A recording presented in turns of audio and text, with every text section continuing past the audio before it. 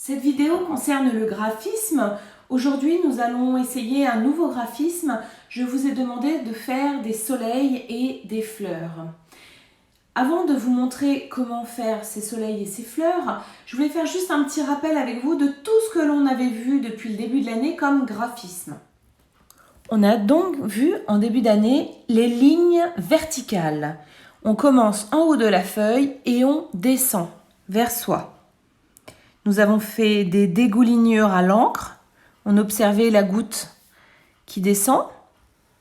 On a aussi peint à travers les grilles d'un four en faisant des belles lignes verticales, comme ceci. Ensuite, nous avons vu les lignes horizontales. On part bien de gauche à droite. Nous avons fait les rayures des vêtements de vos portraits. Voilà, comme ceci. On part bien de gauche à droite.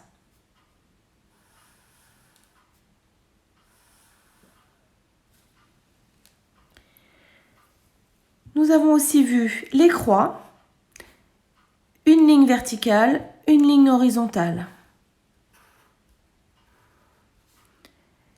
Nous faisons donc un petit rappel de tout ce qu'on a vu pour que vous puissiez enrichir vos dessins et me faire plein de beaux graphismes à m'envoyer.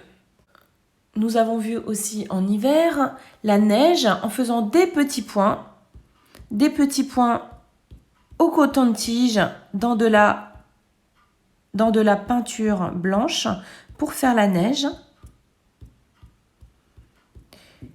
Alors, ce qui est difficile, c'est faire les points un peu plus gros. Il faut tourner, mais rester au même endroit. Allez, je pourrais essayer un petit peu de faire des petits points, mais un peu plus gros. Il faut donc rester au même endroit en tournant légèrement. C'est plus difficile. Au mois de janvier, nous avons vu les spirales dans les boucles de boucles d'or. On tourne, on tourne, on tourne, on tourne, on tourne, on tourne, on tourne, on tourne, on tourne, on tourne, on tourne, on tourne, et on va de plus en plus petit. On commence grand et on va de plus en plus petit. Ou alors on fait comme l'escargot. On commence tout petit et on grandit, on grandit, on grandit, on grandit, on grandit, on grandit, on grandit, on grandit, grandit, grandit. Voilà. Je vais changer de feutre, celui-là ne marche pas très bien. Hop, en voici un autre. On recommence les spirales. Attention, soit on fait un grand et après on tourne et on fait de plus en plus petit, de plus en plus petit, de plus en plus petit. Ou alors, le contraire, on commence tout petit et là on grandit, on grandit, on grandit, on grandit. Souvenez-vous, on avait collé un bouton au milieu et avec les craies, on avait fait de très très belles spirales et on les avait ensuite essuyées avec le doigt, comme ceci. Après les spirales, une fois qu'on avait bien compris le mouvement en cercle de la main, on a fait des ronds. Attention les ronds, c'est parti, on doit les fermer. On va vers la gauche, on descend, on descend, on descend, on descend, on descend. Et on les ferme. J'en fais encore un autre. Attention, je démarre d'en haut, je descends. Je descends. Et je le ferme. Encore un. Je descends, je remonte, je remonte, je remonte et je le ferme. Comme nous avons travaillé sur les loups au mois de mars, je vous ai appris à faire des dents de loup. Alors normalement c'est pour les moyennes sections, mais comme on était sur le thème, on va les revoir avec vous. On avait fait par exemple le museau du loup, comme ceci, ses oreilles.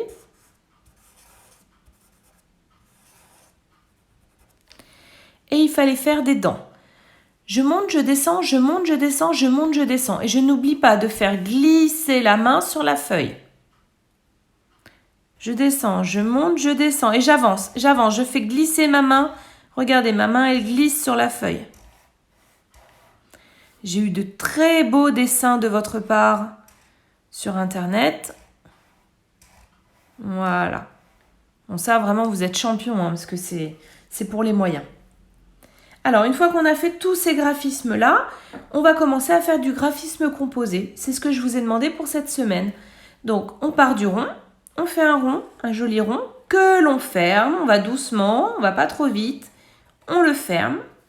Et on va ajouter des petits traits tout autour. Attention, on ne va pas trop vite, hein. Pas comme ceci. On va doucement, on part bien du cercle. Et on va vers l'extérieur. Concentration, on va doucement. Je n'ai pas reparlé de la prise en main du feutre. J'avais fait une petite vidéo. N'oubliez pas de bien placer votre feutre en faisant le petit lapin. Je vais vous le refaire là après. Alors, on peut même encore en rajouter. Qu'est-ce qu'il est beau ce soleil. Je suis sûre que vous allez me faire des soleils magnifiques. Alors, comme on travaille sur le jardin, les petites bêtes du jardin, les plantations, on peut même transformer ce soleil en fleurs en rajoutant la tige un petit peu plus grande comme ceci. Voilà, ça fait une très très belle fleur.